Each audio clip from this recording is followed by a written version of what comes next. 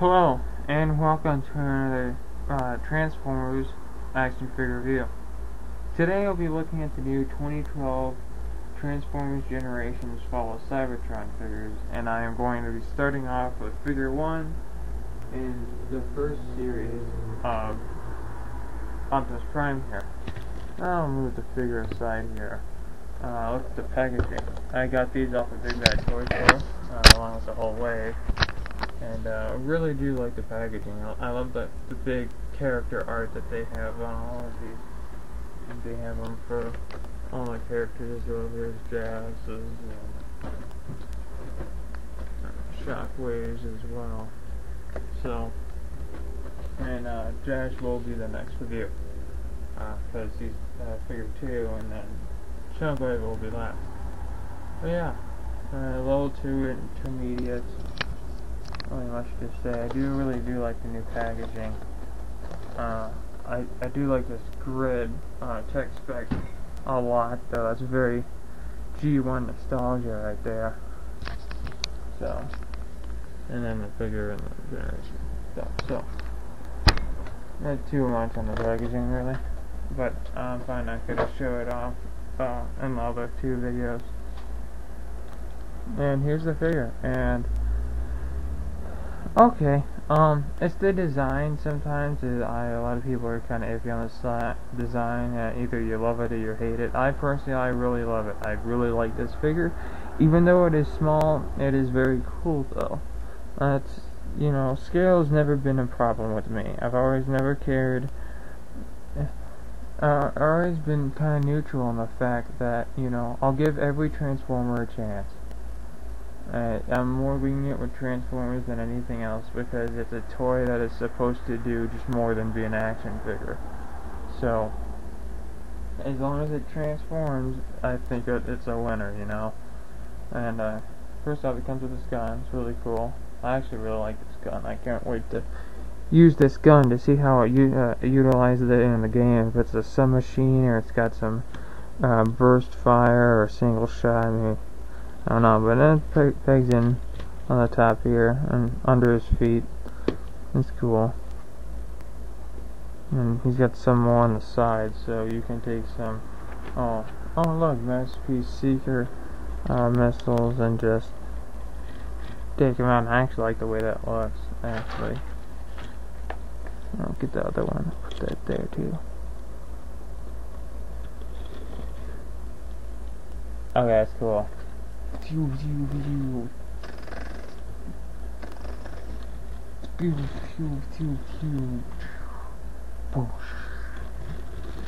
the wheels roll, as you can see, and they're I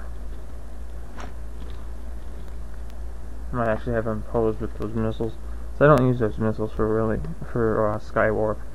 Yeah, really cool gun. Here's a comparison though with his previous video game.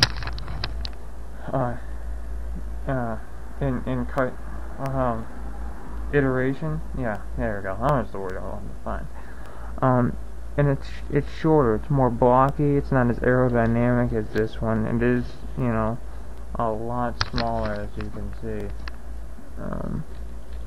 This figure is, you know, a really well-sized deluxe, and this figure is kind of a very small one. It's kind of middle of Scout and Deluxe. It's kind of like Ultra Scout or like Mega, maybe? No, that's between Deluxe and Voyager. But it's a very cool figure, and I really do like it. I believe he's got the peg on wheels, but I don't think you want to pull that. You might break them off. But it's cool because the pin and socket joints they do get squeaky after a couple of years.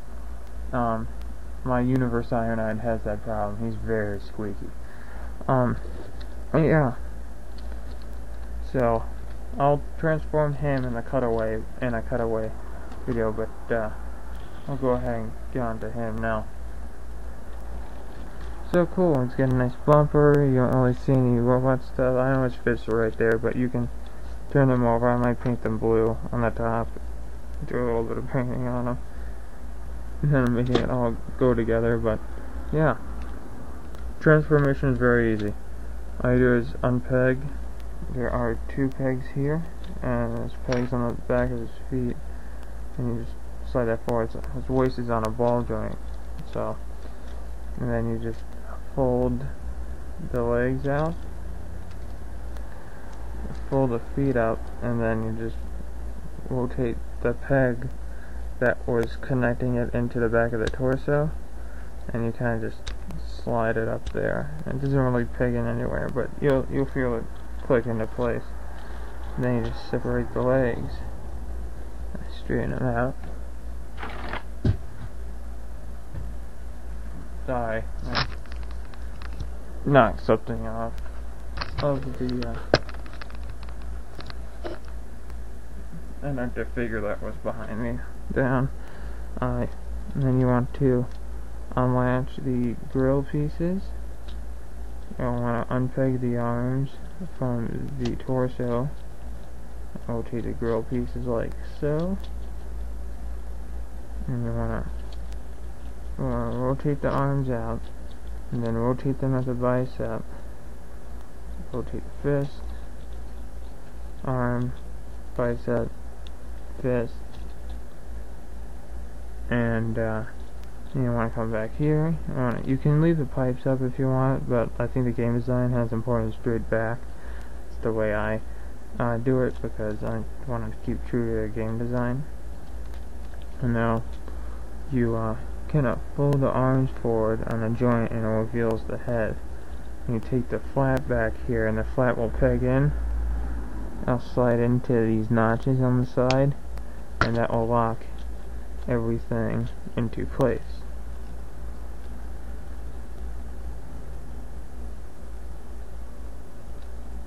Then you have Optimus Prime in his robot mode, and I like it. I mean, a lot of people think he's chubby and everything, and, well, he's kind of a little bit weird proportion, but I don't see it as bad at all. As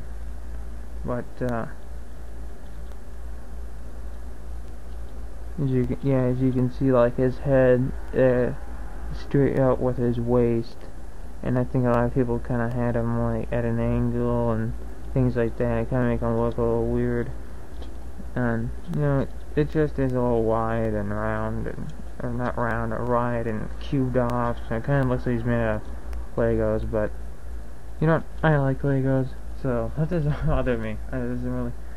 And I've heard people complain about how his arms are thin and you twist it, and oh look, it's really thick and muscular, and he can do the "I am Optimus Prime" pose. He does have some pegs on his forearms though, so if you want to like have some random weapon to use, then he can use it. You can also plug it into the large pipe here on the back. Although, those are pipes, so that wouldn't be practical, I don't think.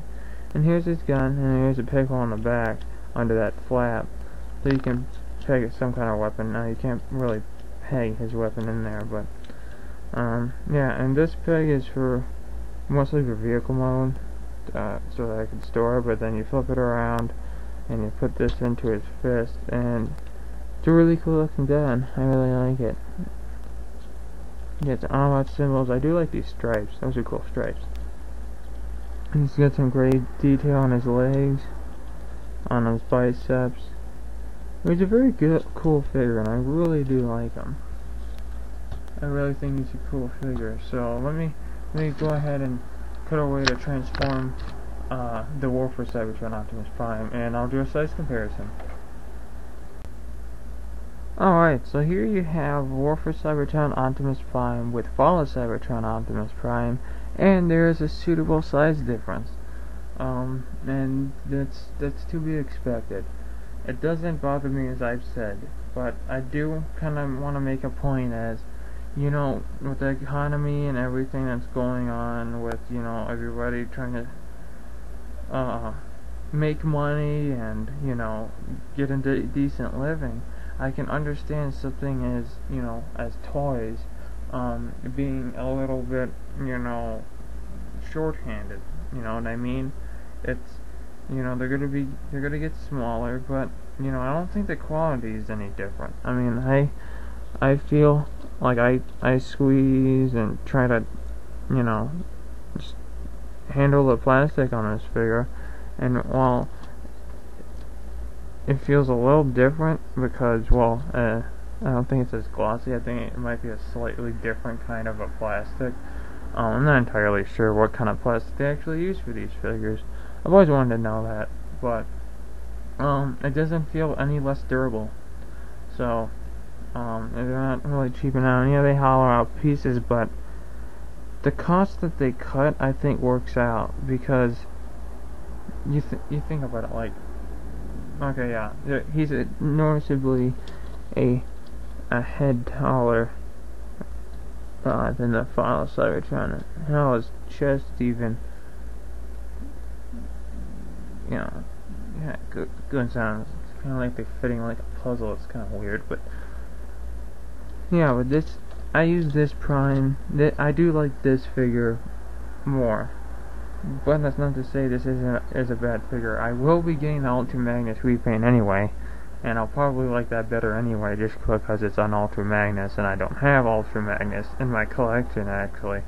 But yeah, I know. Well, can you be a Transformers fan? But the only one I want is a Classics one. I came to Skywarp, and that's really expensive, and I need both figures, but that's really expensive. But this figure is kind of better to pose like with other figures, like here's Bumblebee, and this is kind of, I modded Bumblebee, so Bumblebee kind of is the same size as the Fall Cybertron Prime.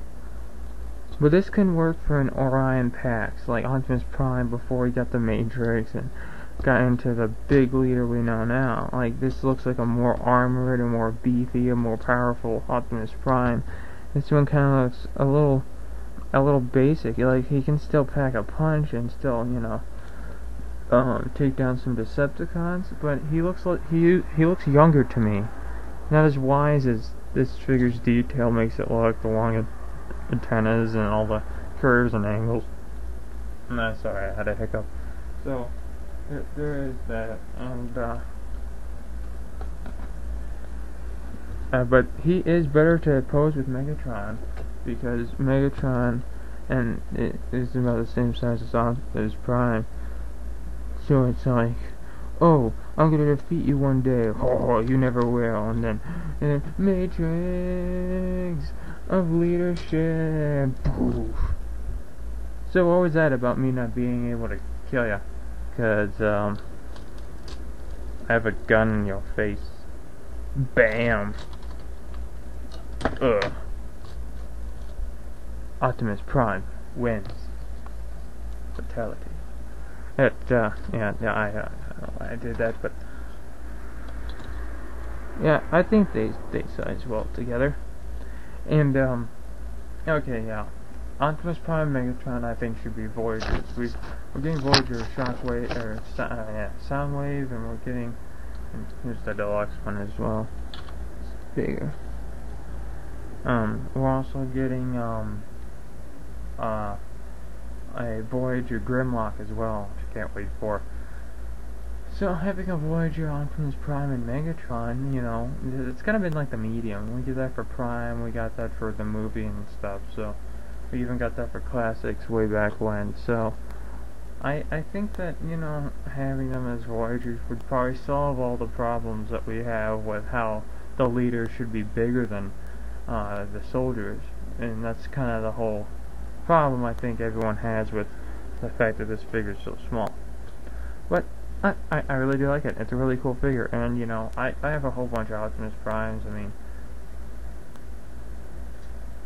so it's hard. I mean, you're talking to the guy that one of his favorite Optimus Prime figures is the Classics Deluxe Optimus, and you know, I give every Transformers a chance, and that classic that deluxe Optimus I just showed was actually my first Optimus Prime, so I can't really help that.